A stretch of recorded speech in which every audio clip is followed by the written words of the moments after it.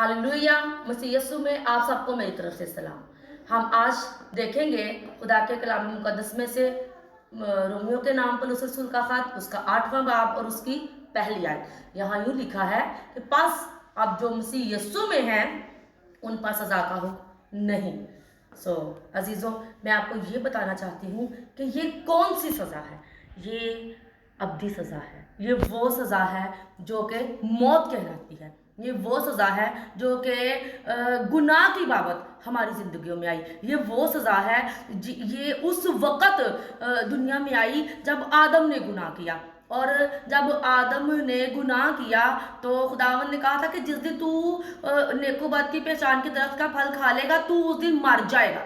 तो ये मौत जो है ये गुनाह की बाबत इंसान में आई और ये तमाम इंसानों में फैल गई। और जैसा कि हम देखते हैं कि आज हर इंसान जो है वो मौत का मज़ा चखता है।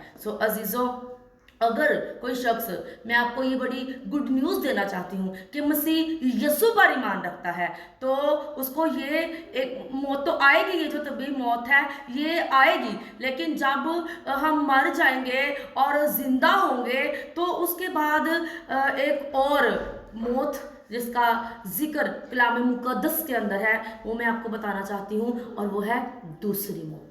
जी हाँ, ये मौत जो है इसको आग की झील कहा गया है। ये जैसा कि पौलुस रसूल रोमियो के खत के 4 बाब में लिखते हैं कि गुनाह की मजदूरी क्या है? मौत है, लेकिन खुदा की बख्शिश जो है वो हमारे खुदावंद यीशु मसीह में हमेशा की ज़िंदगी है। जी हाँ, अगर हम मसीह यीशु पर ईमान रखते हुए इस दुनिया से जाते हैं, अपनी ये तबई मौत मरते हैं और हम मसीह यीशु पर ईमान रखते हुए मरते हैं तो हम हमेशा की ज़िंदगी में दाखिल किए जाएंगे। लेकिन अगर हम मसीह पर ईमान नहीं रखते और इस दुनिया से चले जाते हैं तो अजीज़ों हमारा इंजाम कुछ अच्छा ना होगा। हम उस आग की झील में जाएंगे जिसको मुकाशफा का मुसन्निफ दूसरी मौत लिखता है।